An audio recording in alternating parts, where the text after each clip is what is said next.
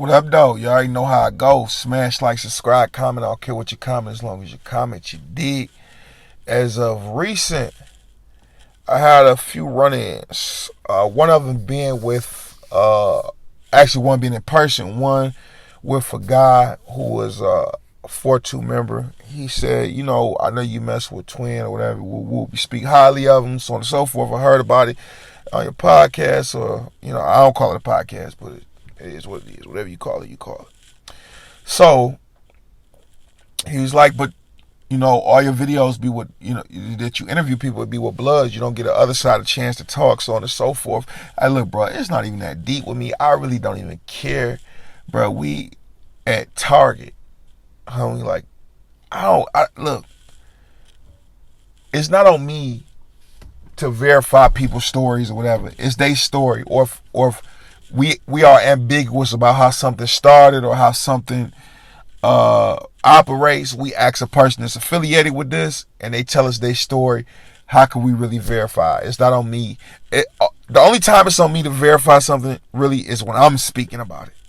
So if I put it into the ethers, then I have a social responsibility to be correct, right?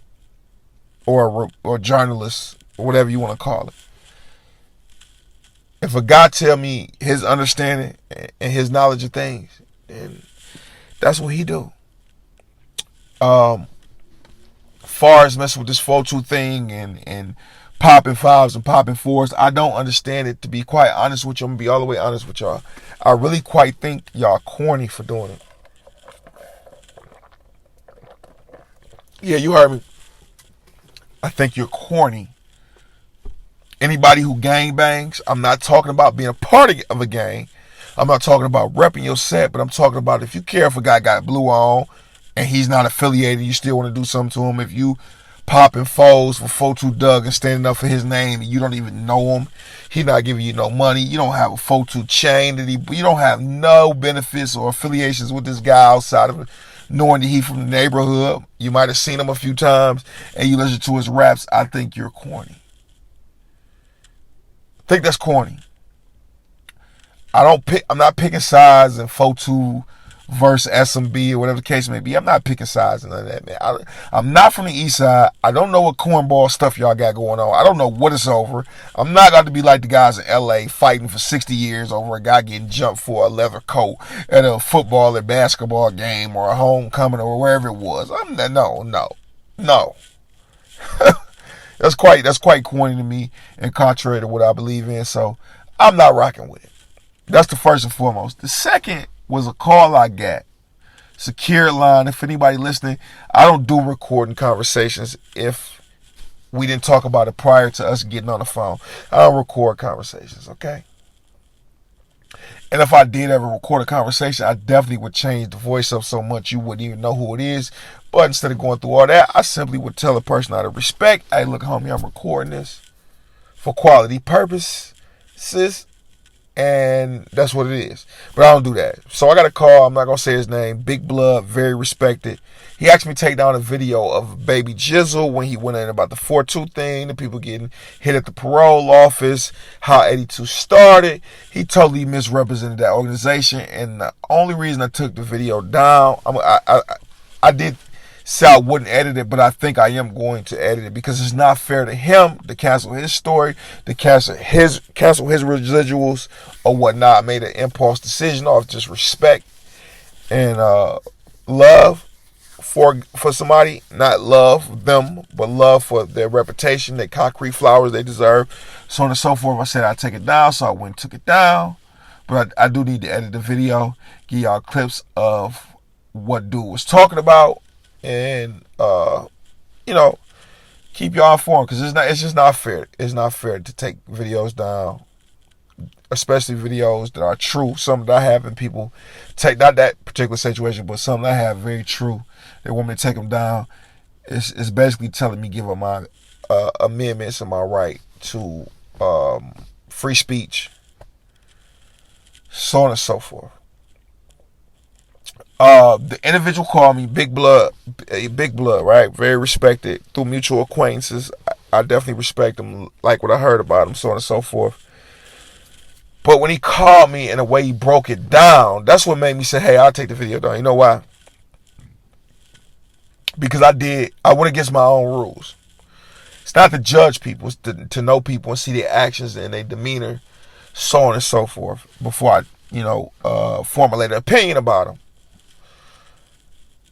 Just from my experiences, a lot of gang members aren't very smart, except the guys that are at the top, and those are the guys that usually are the master manipulators that everybody gravitate towards. Those the people with the zest, the swag, the sauce, the toughness, the persuasion. They can orify themselves well, pause, so on and so forth. Those are the guys that's usually at the top. And I don't know why I was expecting less from this guy, because he's at the top, right? Real enigmatic character. But the way he articulated himself blew me away. The words that he used blew me away. Real big blood guy from the east side. Y'all can insinuate who I'm talking about. 82. Okay. Blew me away with the words, man. The way he put them things together, I say, hold on. But he brought up valid points. And for me doing a little bit more research and so on and so forth. But like I said, that's more if I'm talking about a situation. Right. For somebody else's perspective, I let them have that freedom of speech. So that's probably my last video. I'm going to take down maybe one more. After that, it's F you. And like I should have told him, it's not that I took it down in hopes to be in cahoots with you, not in hopes to get this from you, not in hopes to benefit this way or that way or this way, woo woo. Because I've told people, I've told plenty of people, F you. Right? And really, it's really nothing you can really do about something that I upload. That's just in general, unless we're talking streetwise. But if you guys know me and y'all watch the material and y'all see the paperwork I uploaded, y'all know I ain't no chump or no pushover, right? Y'all know that. Come on, y'all know that. Yeah, I can go that way just as fast as somebody else can, or worse than they can. But I want to keep myself out of all those situations. So, really bumping into these guys is few and far in between. It's usually in public places when I run into somebody that notices me from YouTube, and it's usually all love, except this situation that recently happened with the 4-2 guy complaining about me not giving a platform to them to say their piece and their side of things. Outside of that, like, bro, we don't hang in the same places. We don't smash the same girls. I don't invite people to my house. I don't hang out with men. I usually don't ever hang out with men at all.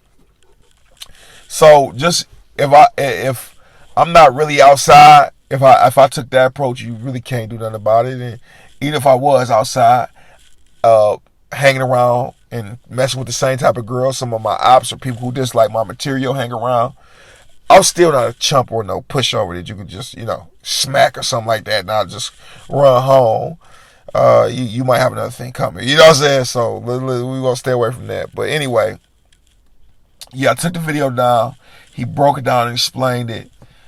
Dude was saying a lot of false stuff. Was wasn't the best representation of 82, so on and so forth. So I understand that. I definitely understand that. But from this moment on, I'm gonna do my due diligence, and I probably will never take another video down. I think I said that before.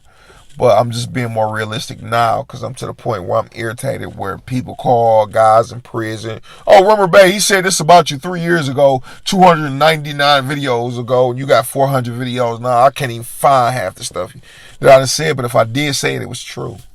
And once again, people don't come check my page for new breaking information. A lot of stuff that I upload about other people is public information or my own encounters with them. My word is not more credible than yours in a court of law just because I do a podcast, okay? When you try to go get your commutation or your parole, the board or whoever you're seeing, they're not going to say, hey, let's go look at Petty Tupac TV and see what he has to say before we give him a parole. Stop it. Stop it. Now, is the reach bigger than I expected? Yes. I told y'all my homie SMB Spade had a few guards and people come up to him and tell him about my story about him. I had a Coco. She told me her ex-boyfriend, so on and so forth. Then she turned around and told me a few sergeants came and talked to her and said, hey, she was on Petty Tupac TV, so on and so forth. So I get it. the reach is a lot bigger than what I thought it was, even just to have only 19,900 subscribers. And I fill out the algorithm, but the reach is crazy. It's crazy. Things slow down, but it still get out there, right? And it does what it does. As far as the videos, let's not ask me to take anything else down unless it's absolutely, completely, super duper, super messed up. Because I'm not taking anybody's voice from them no more. You know what I'm saying? Peace and blessings be upon y'all. I'm super tired. I'm banging this out for y'all though. Like I said, I'm going to try to drop 30 videos in 30 days. Peace and blessings be upon y'all. Big old 5.